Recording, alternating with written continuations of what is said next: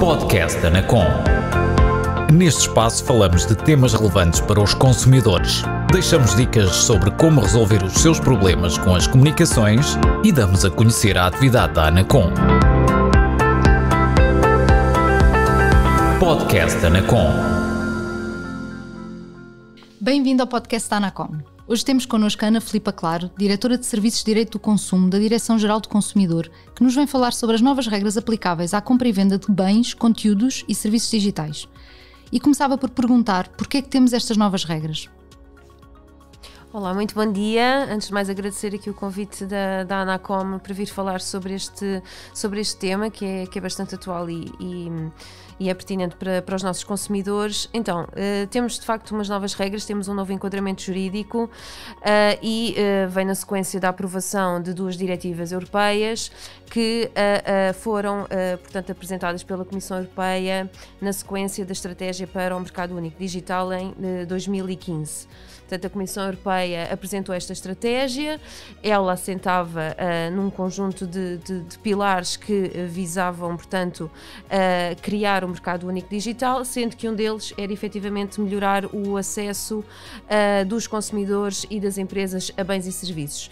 E vem, essencialmente, também dar resposta aos desafios das questões digitais e, portanto, dar aqui uma proteção acrescida aos consumidores, quer na vertente dos bens que têm elementos digitais incorporados, portanto, falamos, por exemplo, dos frigoríficos inteligentes, dos automóveis conectados e que hoje são uma realidade do nosso dia-a-dia, como também da subscrição de serviços de streaming, quando descarregamos uma música, um e-book, portanto, vem-nos proporcionar aqui um enquadramento jurídico e uma proteção do consumidor que antes não existia. Então, e que alterações destacaria em relação às regras anteriores? Em que medida é que os direitos dos consumidores saíram reforçados? Relativamente ao regime anterior, o que eu posso dizer, e dividia aqui em dois temas, seria na compra e venda de bens e nos conteúdos e serviços digitais. Porquê? Porque este novo diploma, de facto, transpõe estas duas diretivas e aborda a proteção do consumidor nestas duas vertentes. Se em relação à compra e venda de bens nós já tínhamos um enquadramento jurídico, não é? Em Portugal, que também ele vinha, portanto, é decorrente também de legislação europeia. O que é facto é que, relativamente aos conteúdos e aos serviços digitais, os consumidores portugueses e, na maioria, os consumidores europeus não beneficiavam de um elenco de direitos que os protegesse quando adquiriam conteúdos ou serviços digitais. E, portanto, nessa medida, a nova legislação vem alterar o regime da garantia dos bens face àquele que existia decorrente da legislação europeia e vem inovar e vem introduzir todo um conjunto de direitos para os conteúdos e para os serviços digitais. Quer isto dizer que se quando nós falamos das garantias dos bens estamos a falar de que compramos um bem e depois o bem tem um defeito, nós vamos à loja e pedimos para reparar ou para substituir ou então resolvermos o contrato, portanto temos aqui um conjunto de direitos que já os reconhecemos. O que acontecia até 1 de janeiro deste ano é que quando, por exemplo, fazíamos um download de uma música, quando subscrevíamos um serviço de streaming, se acontecesse alguma coisa com este fornecimento, portanto, aqui não diríamos um defeito, porque estamos a falar de uma vertente meramente digital, é que o consumidor não estaria protegido e a partir de 1 de janeiro passa a estar e, portanto, passa a beneficiar aqui de um conjunto de direitos que lhe permitem agir, portanto, perante uma situação destas. Falando aqui em situações mais concretas, como é que os consumidores podem sentir os benefícios destas alterações?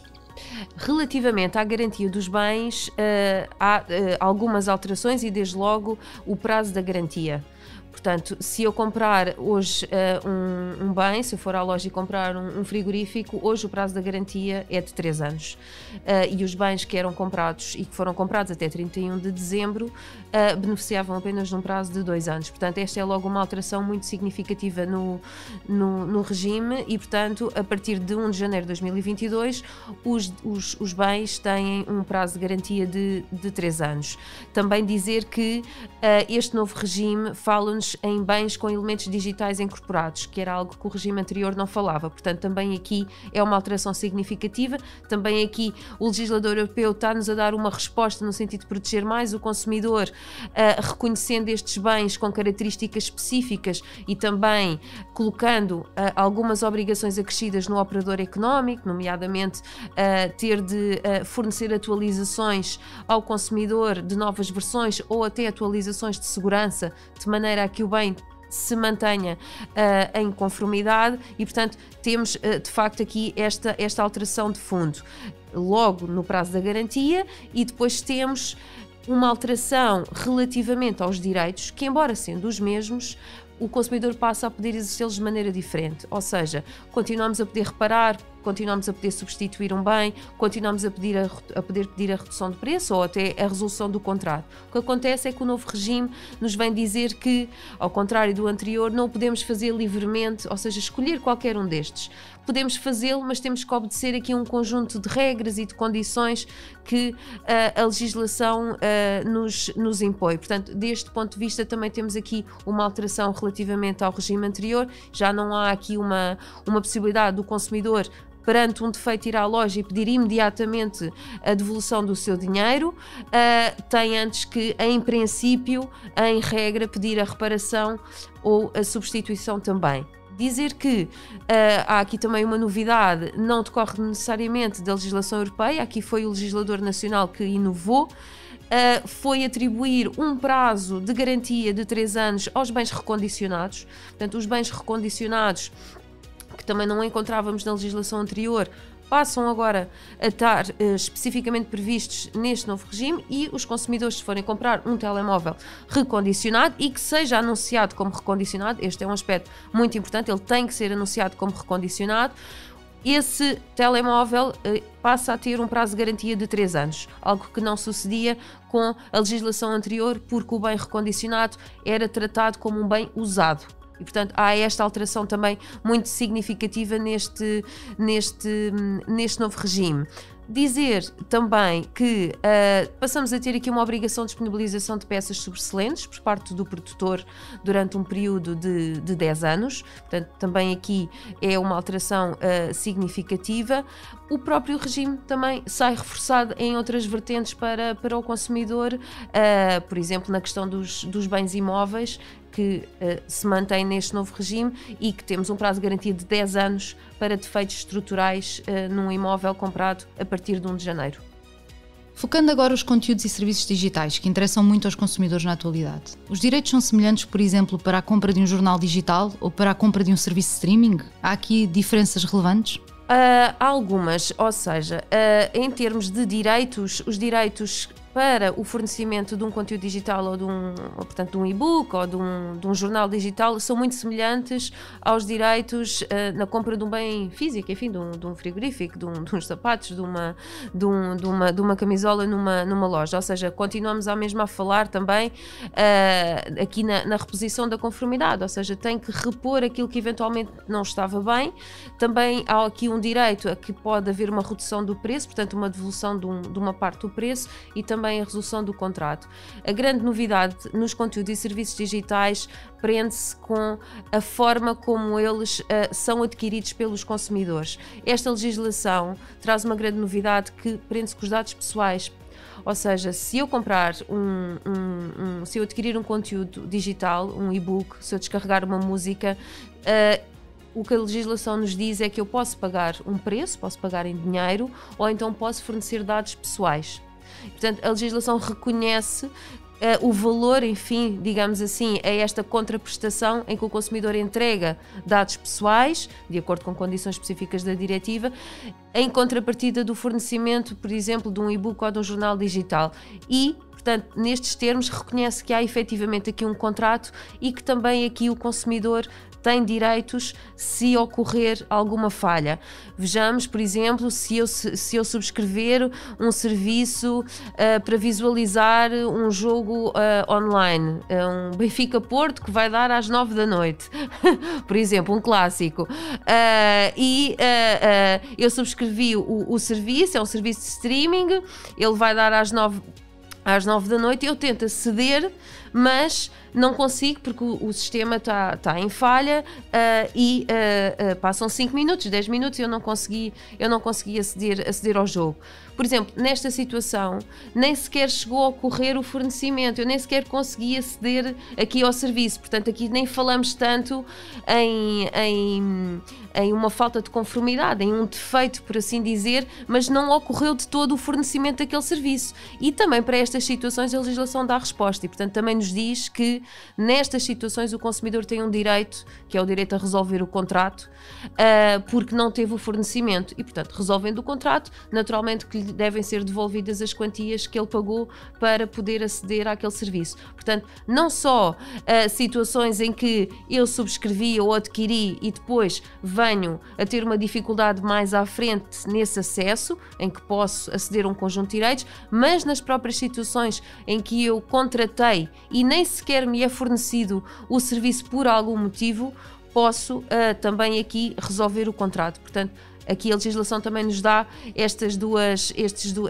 proteções ao consumidor, ou seja, quando não há o próprio fornecimento e quando, ainda que havendo o fornecimento, se verifica um problema mais à frente que depois o consumidor pode exercer um conjunto de direitos.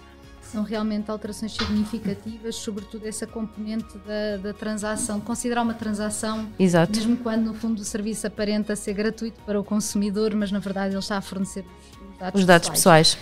Há mais exemplos práticos para os consumidores de perceberem como é que estas regras funcionam e podem afetar o dia-a-dia da compra de conteúdos, por exemplo, conteúdos televisivos? Sim, eu julgo que o grande desafio desta legislação é precisamente a percepção por parte dos consumidores e até dos próprios operadores económicos de como é que na prática se vai aplicar e perceberem que agora passaram a ter direitos que antes não tinham.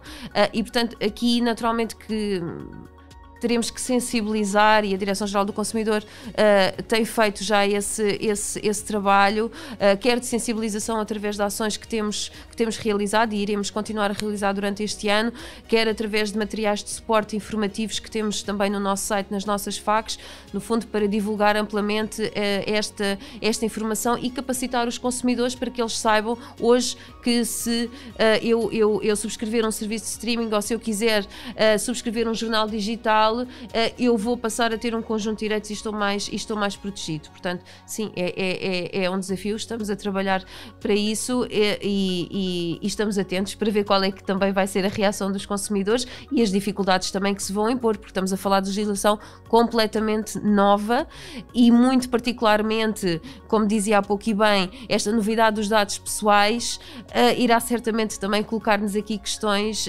que tentaremos dar resposta, enfim.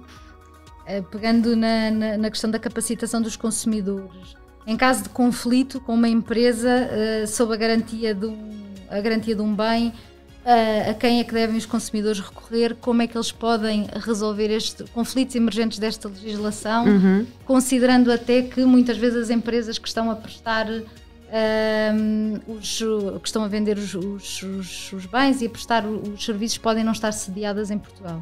Sim, a questão do conflito de consumo é uma boa questão, porque também aqui julgo que às vezes os consumidores podem ter alguma dificuldade de perante uma situação, como é que hão de resolver e se calhar terem a ideia ainda que para resolverem o seu problema têm que recorrer aos tribunais judiciais, no fundo aos meios tradicionais de resolução de conflitos, e não é verdade. Portanto, também aqui é muito importante reforçar e deixar presente a ideia de que hoje existe uma ampla rede de centros de arbitragem de conflitos de consumo, que são centros especializados para questões de consumo e, portanto, o consumidor perante uma dificuldade que tenha em resolver um conflito com o profissional, com a empresa onde adquiriu o bem e agora onde comprou um conteúdo ou um serviço digital, pode efetivamente recorrer a estes centros. Naturalmente que o que aconselhamos é que deverá sempre tentar resolver primeiro com o profissional, naturalmente que primeiramente também deverá apresentar uma reclamação no livro de reclamações eletrónico e caso não consiga resolver o seu problema desta forma, então poderá recorrer a um centro de conflitos de consumo.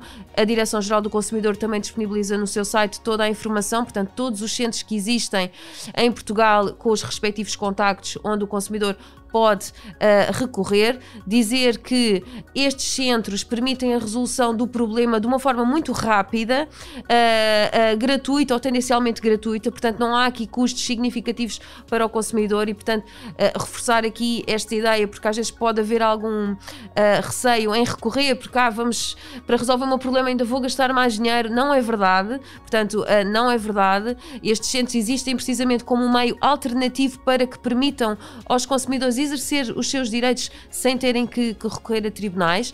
Se falarmos em conflitos que envolvam empresas fora de Portugal, que estejam sediadas, por exemplo, na União Europeia, o conselho é que recorram ao Centro Europeu do Consumidor. Existe um Centro Europeu do Consumidor em Portugal e poderão recorrer ao Centro Europeu do Consumidor, apresentar a sua reclamação, expor o seu conflito, apresentar a documentação e terão todo o apoio e suporte para a resolução também desse conflito. Obrigada. Há aqui alguma informação sobre o desafio da aplicação destas novas regras e sobre como é que os consumidores podem agora enfrentar, não é, o habituar-se e ajustar também o seu comportamento com estes novos direitos que queira acrescentar? Eu acrescentaria apenas que, na minha perspectiva, e como disse há pouco, eu julgo que o maior desafio é esta vertente digital da legislação, que ainda que os próprios consumidores e as empresas ainda não estão propriamente habituados, e portanto esse, na minha perspectiva, será de facto o grande desafio da legislação, e perceber se ela realmente dá resposta ou não dá resposta aos desafios das tecnologias, e se os consumidores saem ou não mais reforçados.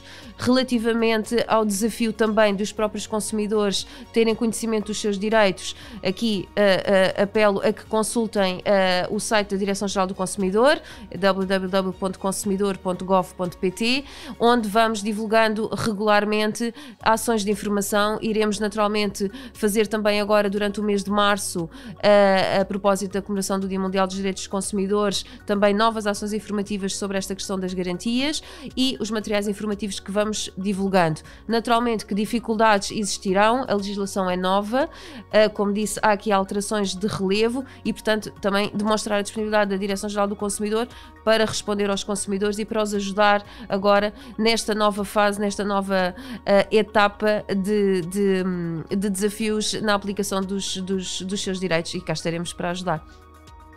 Resta então agradecer à Ana Filipa Claro, da Direção-Geral do Consumidor, pela disponibilidade para esclarecer esta matéria, que assume relevância no dia-a-dia de todos os consumidores. Este foi o podcast Anacom. Por hoje é tudo, até breve.